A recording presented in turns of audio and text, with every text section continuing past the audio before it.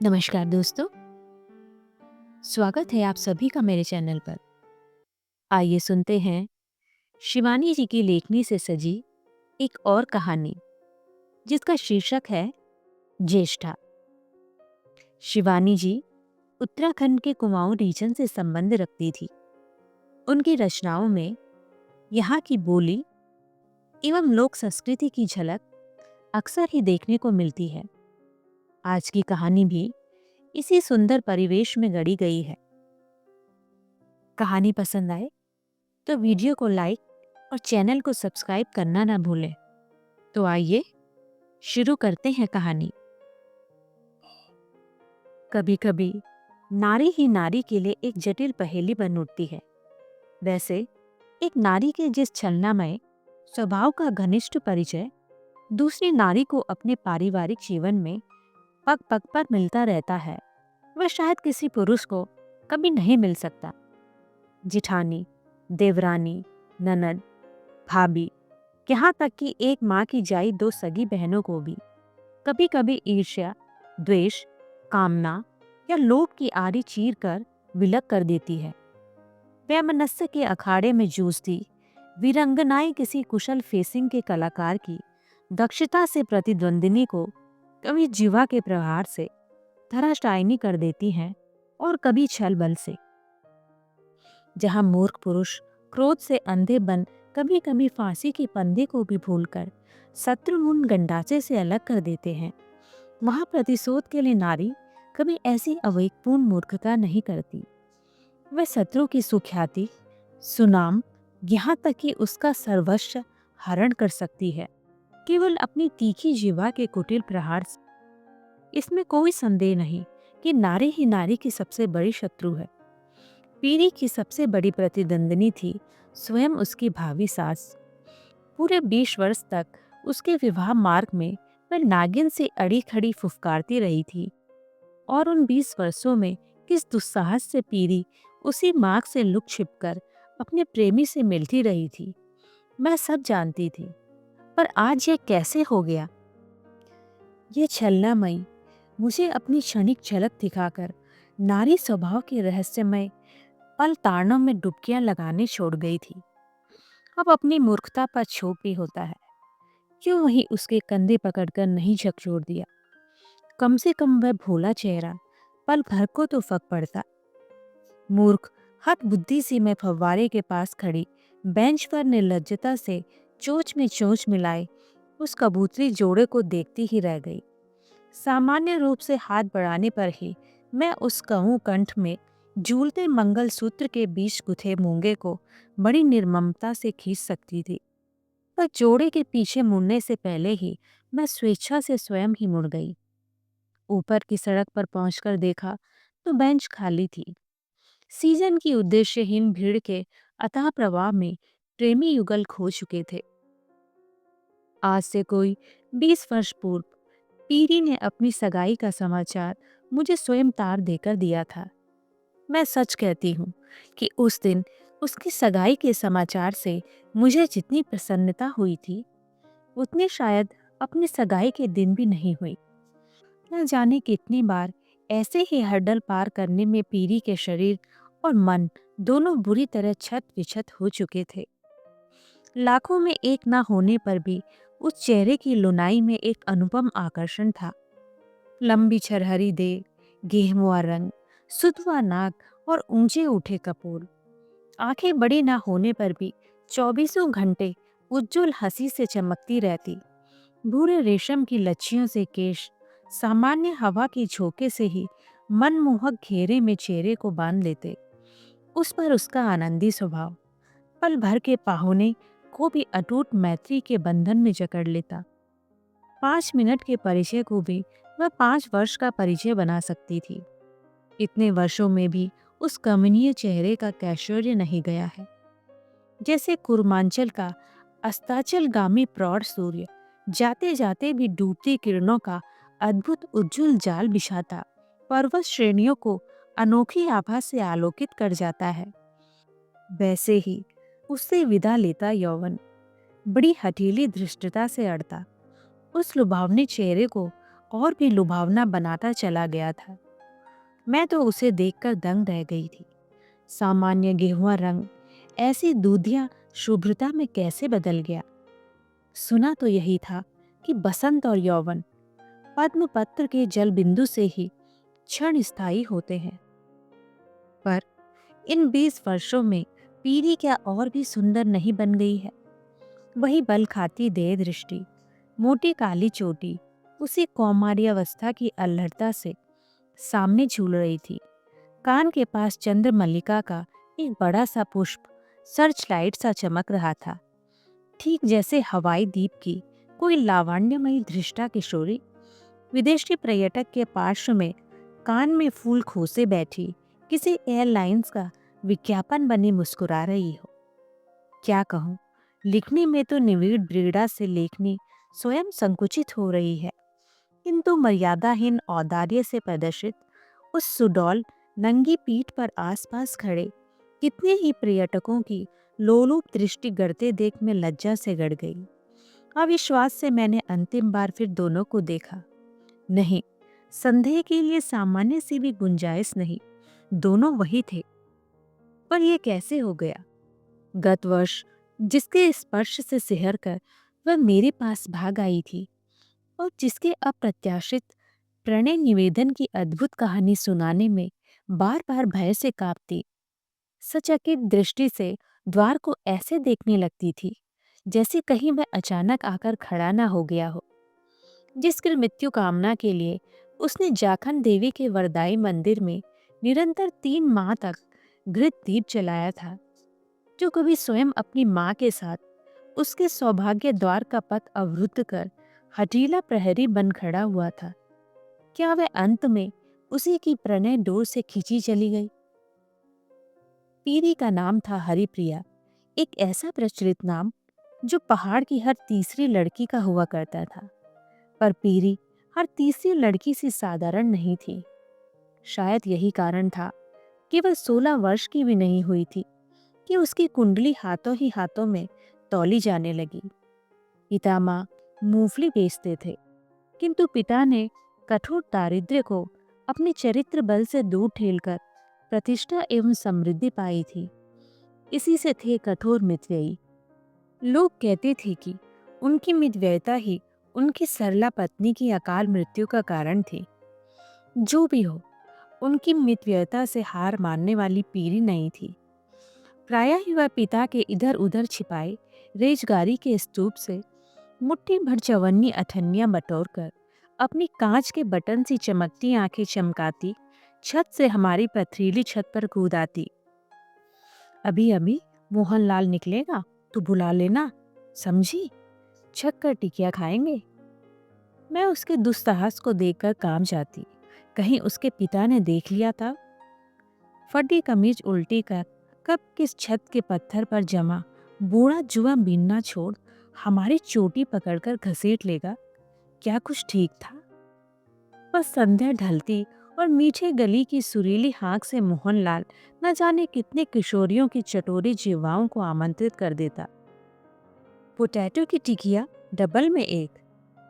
मोहनलाल को भला तब अल्मोड़ा की कौन किशोरी नहीं जानती थी। अधेड़ चेहरा, श्याह रंग और सीख सी अंगुलियों में गजब की फुर्ती, पतले तवे पर सिकती गुलाबी आलू की टिकिया, चुटकियों से छिड़का गया मसाला और खट्टी मीठी चटनी डाल बनाई गई अमृत बूटी। कैसा अद्भुत व्यक्ति था वह। रामलीला में बनता था केवट और उसी चौपाई के लहजे में जब मीठी हाँक लगाता पोटैटो की टिकिया डबल में एक, तो एक से एक सनातनी महिलाएं भी टिकिया खाने पिछवाड़े का द्वार खोल देती। रामचंद्र जी का केवट है, भला उसके हाथ की टिकिया खाने में कैसा दोष। ये भूमिका पुत्री कब कितनी रेजगारी पार कर लेती है, पिता को पता भी नहीं रहता। पहली बार सुंदरी पुत्री की कुंडली मांगी गई तो बेचारे बड़े उत्साह से मृत पत्नी के हरिण के चमड़े में मड़े जीन पिटारे से कुंडली निकाल चटपट दे आए थे। उसी संध्या को खोटे सिक्के सी कुंडली लौट आई तो उनका माथा ठनका। देने वालों ने यह कहकर लौटा दी थी कि कन्या के 3 ग्रह लड़के से बड़े हैं, पर अल्मोड़ा भर की कुंडलियों की रेखाओं का लेखा जोखा रखने वाले भटजी ने कुंडली का भेद खोल दिया। जहां जहां पात्र से बड़ा भाई होगा, वहां वहां से कुंडली ऐसे ही लौट आएगी पंत जी। कन्या का ज्येष्ठा नक्षत्र है। मूर्खा पत्नी पर मन ही मन उन्हें क्रोध भी आया। क्या मरने से पहले किसी को कुंडली दिखा नहीं सकती थी अभागी? उन्हें पहले पता होता तो 10-5 रुपया देकर भटजी से ही दुष्ट ग्रह को मठिया मेट करा देती। उनके पुत्र अंबी ने क्या पुत्री का अष्टम मंगल भटजी के दक्ष स्याही मेट रबर से नहीं मेट दिया? पर दूसरा कटु सत्य अचानक पंत जी को भी अंगूठा दिखाने लगा। क्या कर लिया था कन्या की कुंडली में जालसाजी करके? क्या भाग्य का लिखा ग्रह भी मिटा सकते थे? कुछ से विवाह के तीसरे ही महीने पुत्री विधवा हो गई थी। उन्होंने बड़े चातुर्य से कुंडली प्रवासी बिरादरी में भेजी, पर पीरी का ज्येष्ठा नक्षत्र फन उठाए डसने को तत्पर घातक पद्मनाभ शाही भावी पति के ज्येष्ठ भाई की ओर जीप लपलपाता दौड़ पड़ता और एक न एक बहाना बनाकर कुंडली फेर दी जाती। फिर ऐसी बात क्या छिपाई छिपती है? कूर्मांचल के कर्मकांडी परिवार तो विवाह योग्य कन्याओं के मंगल, ज्येष्ठ, अश्लेषा नक्षत्र कंठस्थ रखते हैं और अवसर पाते ही अपनी विवाह योग्य कन्याओं की तुरूप लगाने में भी नहीं चूकते। इसी बीच अचानक पीरी को कुछ क्षणों के लिए बृहस्पति की दशा आ गई। हमारे मकान से लगा था पीरी के पिता का, और उससे नए दुमंजिले मकान में पांडे जी रहते थे। उनका ज्येष्ठ पुत्र राजेश वर्षों पूर्व हाई स्कूल की परीक्षा में नकल करते पकड़े जाने पर लज्जा से गृह त्याग कर अदृश्य हो गया था। तब का विद्यार्थी क्या आज के विद्यार्थी से दुस्साहसी था, जो पकड़ने वाले गुरुजनों का पेट फाड़ परीक्षा भवन में ही उनकी आंतें फैला देता, यह कलेजा फाड़ कर फेफड़े। पकड़े जाने पर तब का संस्कारशील किशोर क्या तो ताल तलैया में कूदकर स्वयं को दंड दे देता, या गृह त्यागी बन देश विदेश में अलग जगह घूमता रहता। धीरे धीरे 15 वर्ष बीत गए। इसी बीच काशी के प्रसिद्ध तांत्रिक पांडे जी के मेहमान बनकर आए। एकदम पहुंचे सिद्ध अखरोट के वृक्ष के नीचे धूमि रमा ली और देखते ही देखते पहाड़ की धर्म भीरू सहज विश्वासी भीड़ ने उन्हें घेर लिया। कैसे ही विषम प्रश्न पूछो, चट उत्तर दे देते। पांडे जी ने भी गृह त्यागी पुत्र के लिए गुप्त प्रश्न किया। उत्तर मिला, तुम्हारा पुत्र दक्षिण दिशा में जाकर एक जहाज में बैठ गया था। जहाज डूब गया। मृत्यु का संकेत स्पष्ट है। कर्मकांडी पांडे जी ने चटपट कुश का पुतला बनाया और गति क्रिया कर दी। माँ जिस पुत्र का चेहरा भी भूलने लगी थी, उसी के लिए छाती पीट पीट कर ऐसे विलाप करने लगी जैसे लाश अभी आंगन में धरी हो। राजेश की काल्पनिक मृत्यु की 13वीं के दूसरे ही दिन ग्रह के दूसरे पुत्र देवेश के लिए पीरी की कुंडली लेकर पंत जी पहुंच गए। पीरी को सबने देखा था, पर भाभी सास को आपत्ति थी। ऐसी रूपवती बहू के 100 नखरे भला वह कैसे सहेगी? फिर उसकी बहन की 3 रूपवती बहुएं उसे सबक सिखा चुकी थी। तीनों बहनौत रूपवती पत्नियों के गुलाम बनकर रह गए थे। बहू के रूप को क्या मैं चाटूंगी? उसने तुनक कर कहा था, मुझे तो गुण चाहिए, गुण। पर पांडे जी ने मूर्खा पत्नी को मना किया। कैसी बात करती है? मक्खी चूस की एक ही लड़की है, आखिर कितने दिन जिएगा? सब संपत्ति हमारी देबू को मिलेगी। बस चटपट मंगनी हो गई थी। पर किसी शक्तिशाली कीलक कर पल भर में अवश बना दिए गए ग्रह ने फिर करवट बदली। विवाह के 8 दिन रह गए थे। पीरी की प्रसन्नता आकाश छू रही थी। छूती भी क्यों नहीं? देबू सा सजीला तरुण मोहल्ले टोले में ढूंढने पर भी नहीं मिल सकता था। बचपन से ही वह पीरी को परी परी कहकर चिढ़ाता था, और एक बार जब मोहल्ले के रिश्ते से हम सब पड़ोस की लड़कियां उसे भाई दूज का टीका लगाने पहुंची, तो उसने हंसकर कहा था, सबसे रोली का तिलक लगा लूंगा पर परी से नहीं। इसे मैं क्या कभी बहन कह सकता हूँ? हाय हाय, कैसा बेहया है ये देबूदा। रुक जा, अब मैं कहती हूँ चाची से। पीरी बनावटी रोज से कहती, बिना तिलक किए ही लौट आई थी। उस दिन से हम नित्य छेड़ती रहती, ए परी, जाना, तेरी ससुराल के दाढ़ी में खूब फल आया है, ले आना आंचल भरकर। और क्या, बुढ़िया मुझे वहीं जीता गाड़ देगी।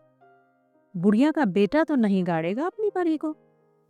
इतना मैं तुझे लिखकर दे सकती हूँ, वह मुझसे कहती और उसकी सदाबहार आंखें डबडबा आती। बुढ़िया मुझे कभी बहू नहीं बनने देगी।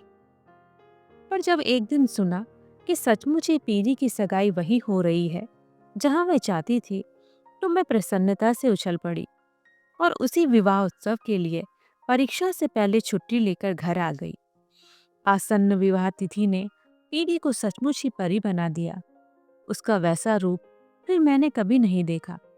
एक तो उसने कभी पहाड़ की देहरी नहीं लांगी थी। इसी से गालों की पहाड़ी सेबों की कुंवारी लालिमा, आंखों की निर्दोष चावनी, स्वच्छ दंत पक्ति और स्वस्थ गुदगुदी देह में कुमाऊं की वन लक्ष्मी का सरल सौंदर्य साकार हो उठा था। उधर प्रेम ज्वर सन्निपात की अंतिम अवस्था में पहुंच चुका था। हृदय के उल्लास ने उसे और भी उदार बना दिया था। वहां औदार्य से वह दाएं बाएं अपनी प्रसन्नता का सीमित भंडार लुटाए दे रही थी। बात बात पर हृदय लुभाने वाली हंसी, पदचाप से ही मुनियों का तपोभंग करने वाली पीरी के कटाक्ष ऐसे और भी घातक बन गए थे। मैंने उसे एक बार टोक भी दिया था, इतना मत हंस पीरी, इतना हंसना अच्छा नहीं होता। बहुत हंसने से बहुत रोना भी पड़ता है, ऐसा मेरी नानी कहती थी। रोएंगे मेरे दुश्मन, समझी? रोएंगे ताई चाची और मामी जी, जो अपनी लड़कियों के लिए मेरे इसी राजकुमार के सपने देखते रहे, पर हुआ उल्टा। पीरी रोई और दुश्मन हंस उठे। हम सबको लेकर वहां उत्साह से कर्क एंड टैपले की समाधि पर पिकनिक मनाने ले गई थी पीरी। सिटोली के उस गहन वन में उन दो विदेशियों की कब्र के पास बिताया गया वह दिन आज भी नहीं भूलता। ढालू पहाड़ पर हमारी अल्हड़ अटखेलियां, संसार के अनुभवों से अछूता निर्मल चित्त का उल्लास हमें घर लौटने के सुदबुद भी भुला बैठा। जब लौटे तो दिन डूब चुका था। पीरी ने घर की देहरी लांगी भी नहीं थी कि आंचल घर्षण से जवा पुष्प सी लाल सूजी नासिका पूछकर चाची ने टोक दिया, लो शहजादी, धेंगड़ी सी वन जंगलों में नाचकर अब घर लौटी है। बीच के कमरे में पहुंचने तक नाल नाग का रहस्य खुल गया। 15 वर्ष पूर्व का गृह त्यागी पर्वत पुत्र अचानक बिना किसी सूचना के दुस्वप्न की भांति भरी दोपहरी में द्वार पर खड़ा हो गया था। इतने वर्षों तक सिंगापुर में था, प्रचुर रुपया कमाकर ही नहीं लौटा। जिस नगाड़े से पेट और सीख सी पतली टांगों को लेकर गया था, उनको भी सुदूर विदेश में कहीं बहा आया था। अब वह ऊंचा अगला गबरू जवान था। अब क्या होगा बेबी? मैं उसे ढांढस बंधाने उस दिन उसी के यहाँ रह गई थी। होगा क्या? उसका विश्वास अटूट और दृढ़ था। उसका प्रेमी उसे कभी प्रवंचना की चक्कर घिन्नी नहीं देगा। देखती नहीं, दिन भर में 3-3 चिट्ठियां लिखता है, एक सुबह, एक दोपहर, एक शाम। कभी कभी रात को भी मेरी छत पर एक लिफाफा आ गिरता है। तू क्या सोचती है, वह अब मेरे ज्येष्ठा वेष्टा से डरेगा? पर पांडे जी ने दूसरे दिन सुबह ही चिट्ठी भेज दी थी। इतने वर्षों में ज्येष्ठ पुत्र के सकुशल घर लौटने पर अब हम जानबूझकर उसके लिए अमंगलकारी ग्रहों का संयोग कैसे न्योत ले। फिर उसकी माँ कहती है कि उसके पुत्र का दूसरा जन्म हुआ है, अब वह उसे मौत के मुंह में कैसे ढकेल देगी। जानबूझकर मक्खी नहीं निकली जाती। पंत जी, हमें क्षमा करें। यानी मैं मौत हूँ? बेचारी प्रीति क्रोध से कांपती एकदम बौरा गई थी। उसके पिता पत्र हाथ में लिए भावी संबंधी के पैरों पर टोपी रखने का संकल्प कर भागते गए और उल्टे पैरों लौट आए। द्वार पर ताला पड़ा था। पांडे जी असमय ही कर दी गई जीवित पुत्र की अंत्येष्टि का प्रायश्चित करने सब परिवार गया चले गए थे। तीसरे ही दिन जिस अमानवीय धैर्य से बस्ता उठाकर वह कॉलेज चली गई, उसे देखकर हम सब दंग रह गई थी। एक दिन पहले बात बात पर रसीले अधरों पर उतर आने वाली हंसी पहाड़ के क्षणिक सूर्य लोक सी आकर फिर विलीन हो गई थी। धनु विषम में खंडों ने निर्मल उत्फुल्ल चंद्रबिंब को ग्रास लिया था। पिता के हाथों से कुंडली छीनकर उसने एक दिन जलते चूल्हे में झोंक दी और कठोर स्वर में चिर कौमार्य व्रत की घोषणा कर दी। पांडे परिवार लौट आया, पर देवेश को शायद जानबूझकर ही ताऊ के पास इलाहाबाद भेज दिया गया और उसके इसी पलायन से पीरी बौखला गई। एक दिन वह अपनी छत पर खड़ी हुई तो देखा दूसरी छत पर कोई खड़ा है। तब क्या देव लौट आया? वह उत्साह से मुस्कुराती आगे बढ़ी और फिर 2 कदम पीछे हट गई। वह देवू नहीं, उसका भाई राजेश था। वही जिसने उसके बहु प्रतीक्षित विवाह के ठीक 8वें दिन से एक दिन पहले आकर उसके समस्त स्वर्णिम स्वप्न चूर चूर कर दिए थे। वह धृष्ट युवक उसे निर्लज्जता से घूरता मुस्कुराता सहसा मुंडेर पर चढ़ाया और देखते ही देखते दोनों छतों को घेरे अखरोट की पुष्ट डालियों को पकड़ता किसी ट्रैपीज के दक्ष कलाकार की भांति उसके पास ही धम्म से कूदकर खड़ा हो गया।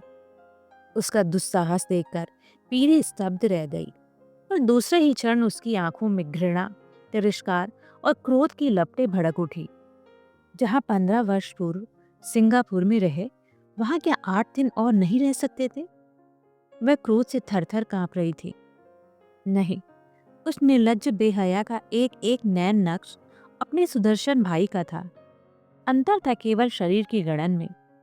जहां छोटा भाई बचपन में सुकुमारी सीता का अभिनय करते करते चेष्टा करने पर भी वास्तविक जीवन में कभी राम नहीं बन पाया, रामलीला के सुदीर्घ अभिनय ने स्त्री सुलभ शील सौजन्य के अमिट अक्षर ले उसके चेहरे को एक बाल सुलभ जिज्ञासा का साकार रूप दे अद्भुत रूप से आकर्षक बना दिया था। वहां बड़े भाई की घनी कप्तानी मूंछों के नीचे रसीले अधरदय का अस्तित्व ही मिटकर रह गया था। आप क्या अपनी माँ को नहीं समझा सकते कि यह सब कुंडली का ढकोसला आप नहीं मानते? मैं जानती हूँ आपके पिता को कोई आपत्ति नहीं है। पीरी ने मुझे बाद में बताया कि वह अपना यह प्रश्न पूछने के साथ ही उसी के सामने रो पड़ी थी।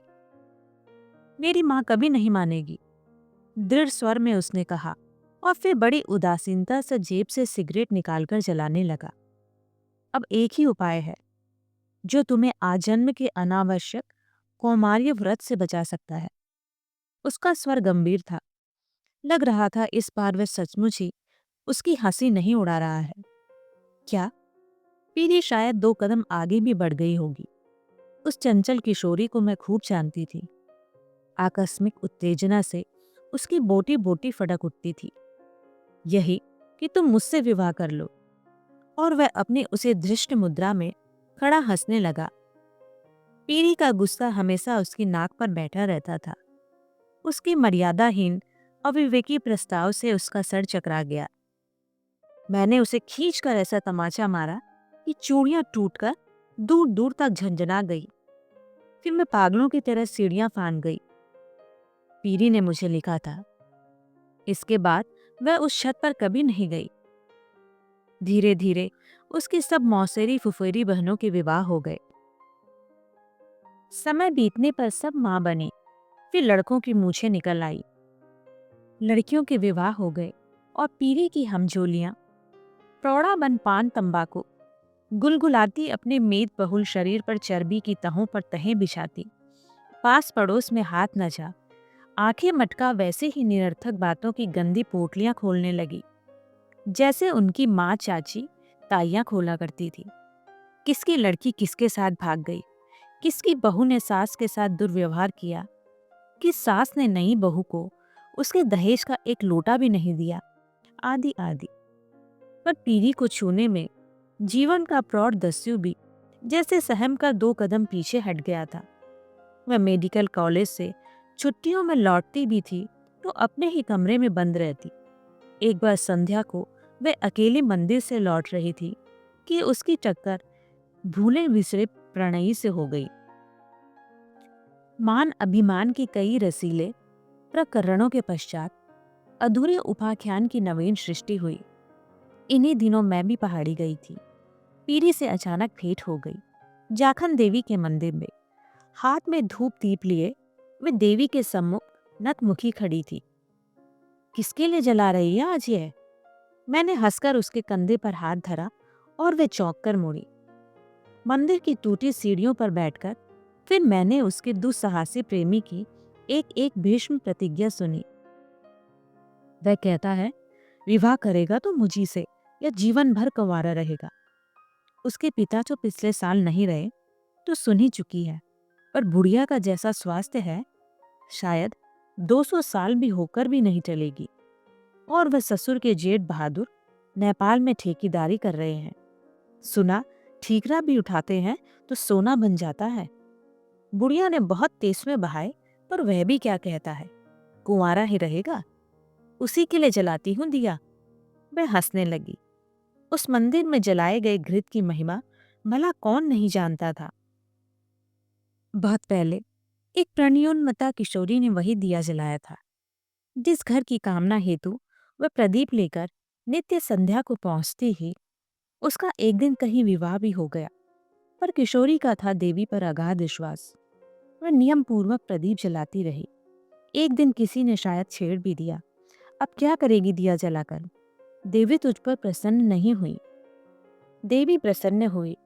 जिसे उसने मन ही मन वरा था वही उसका पति बना। नहीं बहू तीसरे ही महीने गोकुल वासनी हो गई। दूसरा विवाह हुआ उसी किशोरी से। तू किस सौत की मृत्यु कामना करने को दिया जला रही है? मैंने पूछा। क्यों?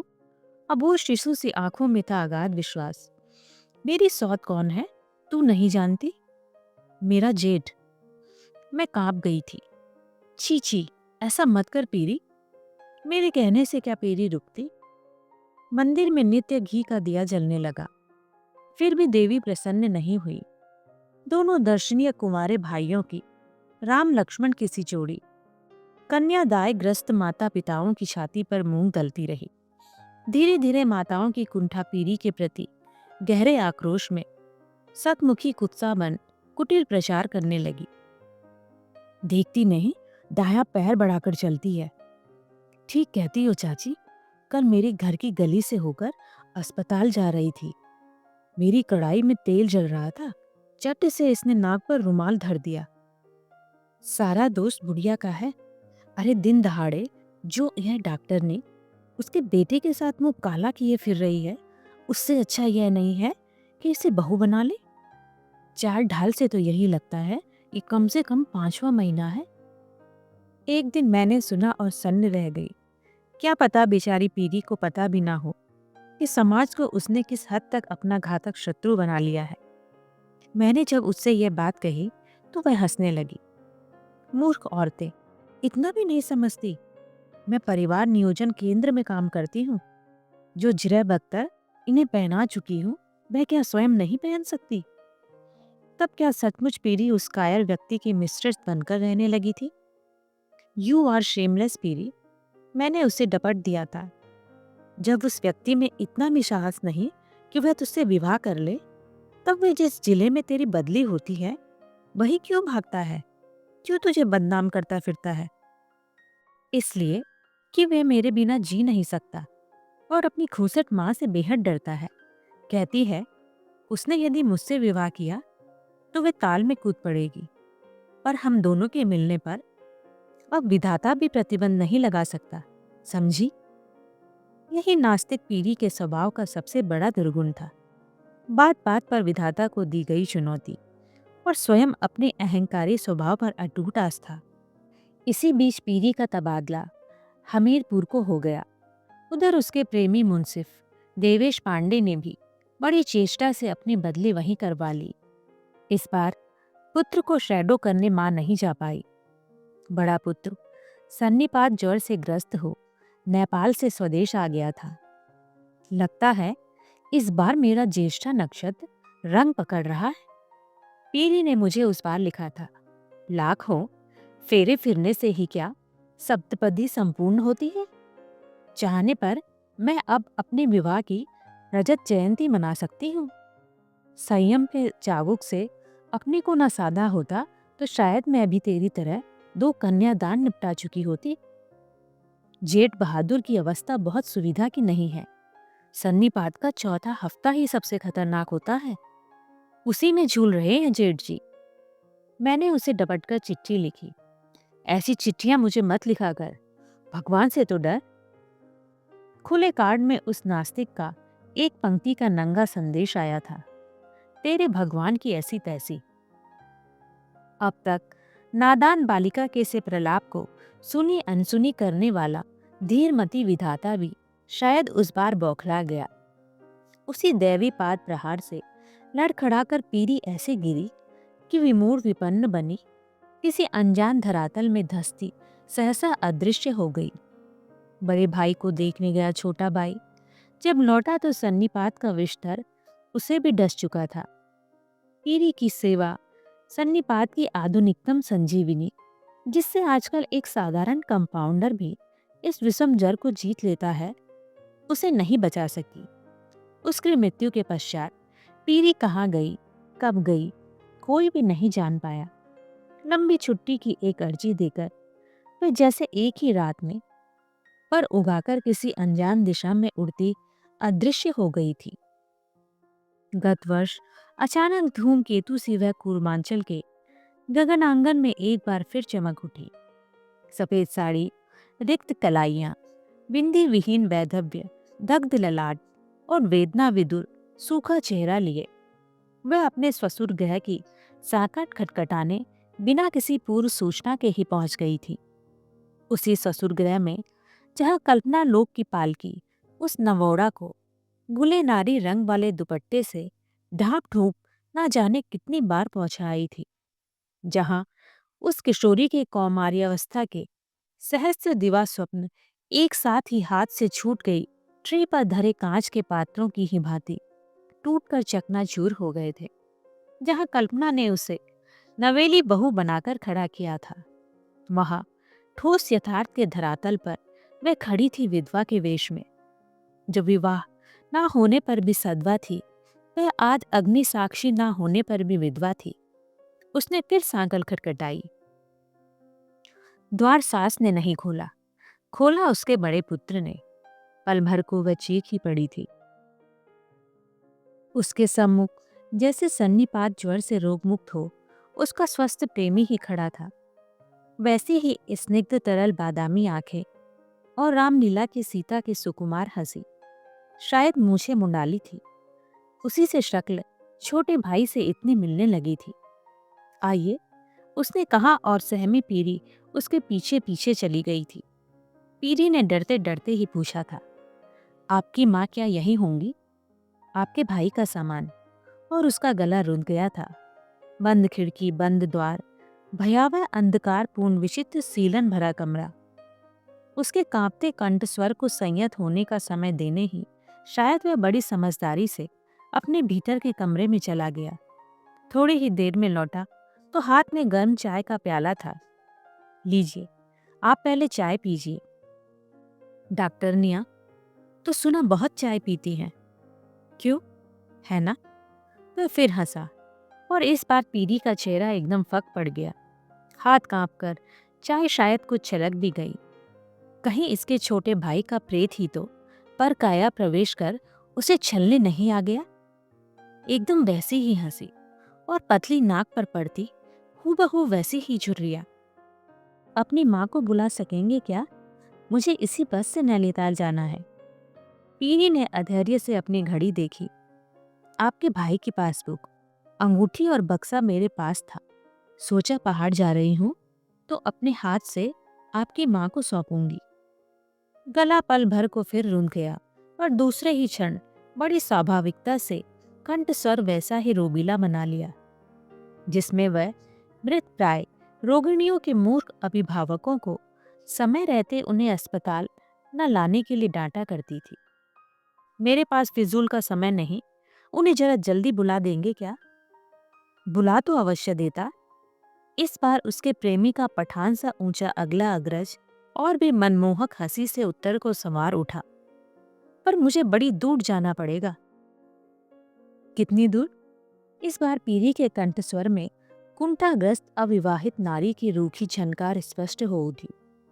अब एक माधुर्य की रस सृष्टि करती किसी सदे वीणा वादक की उंगलियां जैसे अनजाने एक बेसुरी मीण खींच गई। मेरी जीप बाहर खड़ी है, आप उसी में जाकर उन्हें बुला लाइए। आपकी जीप है? वह बड़ी जोर से हंसा और इस बार वह अपना चेहरा पीरी के एकदम पास ले आया। वह इस बार अपनी चीख नहीं रोक पाई। निश्चय ही वह उसके प्रेमी का प्रेत था। अंधेरा कमरा, पास आते अधरों का परिचित श्वास प्रश्वास। उसकी चीख से सहमकर वह परम दुस्साहसी 2 कदम पीछे हट गया। I am sorry, I am never meant it. बात यह है कि मेरी माँ जहाँ है वहाँ आज तक संसार की कोई भी जीप नहीं जा सकी। बुलाने स्वयं मुझे जाना पड़ेगा, वह भी 4 कंधों पर। आप क्यों मुझे भी वहीं भेजना चाहती हैं? सुना आप अपनी कुंडली में ऐसे ही किसी घातक ग्रह के सिरिंज लिए घूमती रहती हैं। पीरी तिल मिलाकर उठ गई थी। ओह, तो बुढ़िया उसी के जीवन में विष घोलने को ही जी रही थी। चलो अच्छा ही हुआ, मिलती तो क्या निर्मल चित्त से उसका स्वागत कर पाती। यह रही पासबुक, यह अंगूठी और बाहर बक्सा धरा है। कांपते हाथों से बटवा खोल वह चाबी मेज पर पटक कर भागी और गिरती पड़ती जीप भगाते सीधे मेरे पास चली आई थी। उसे लगा था वह पल भर भी वहां रुकी तो उसके प्रेमी का अदर्शी प्रेत उसे फिर जकड़ लेगा। अच्छा हुआ मैं सब सामान सौंप आई। अब पहाड़ के लिए पत्थर पलटा आई हूँ, अब नहीं लौटूंगी। पास ही धरे मेरे मोटे कलमदान का ढकना कभी खोलती कभी बंद करती वह मुझे अपनी कहानी सुना रही थी। उसमें धरी एक छोटी पुड़िया उसकी गोद में गिर पड़ी। अरे, ये मूंगा कैसा है? उसने पूछा। जब मैंने उसे उस मूंगे का इतिहास बताया तो उसकी आंखों में एक बार फिर वही कैशोर्य की चमक आ गई। इस बार अल्मोड़ा जाने पर मैं अपनी माँ से यह मूंगा ले आई थी।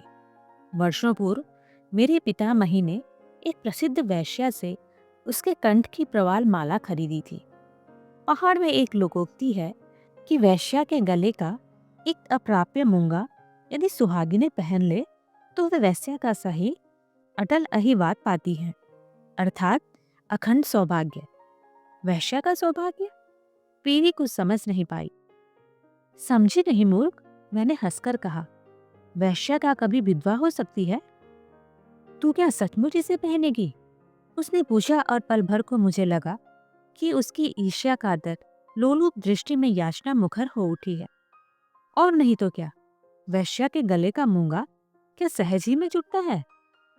मैंने पुड़िया में बंद मूंगा कलमदान में सहेज दिया। तीसरे दिन पीरी चली गई।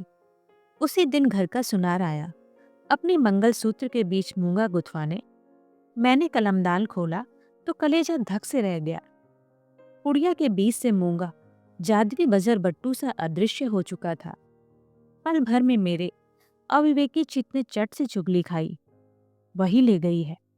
वैश्या का मूंगा क्या सहज में जुटता है? छी, कैसे नीच थी मैं, जो 3 दिन रहकर मुझे 300 का सामान दे गई थी। वह भला कीड़े का घुना काले पड़ गए घुने दांत सा मलिन मूंगा चुराएगी? और भला अब किस सौभाग्य की आकांक्षा हो सकती थी उसे? पर अंतरात्मा भी पुलिस के कुत्ते की भांति अपराधी को सूंघ कर कभी ठीक ही पकड़ती है। अपनी आंखों से ही तो मूंगे की महिमा देख आई हूँ। शायद इसीलिए वह नैनीताल आकर भी मुझसे मिलने नहीं आई। जिस मूंगे के सूत्र से उसने अचानक नवीन सौभाग्य दस्युओं को पकड़ा था, उसी में पहचानने पर कहीं खुलवा न लूं। मुझे एक ही शंका रह रहकर चिंतातुर बना उठती है। पूर्व स्वामिनी के कंठहार का यह मूंगा कहीं पीरी के सीमंत सिंदूर को भी वार वनिता के सिंदूर सा ही क्षण स्थायी न बना दे।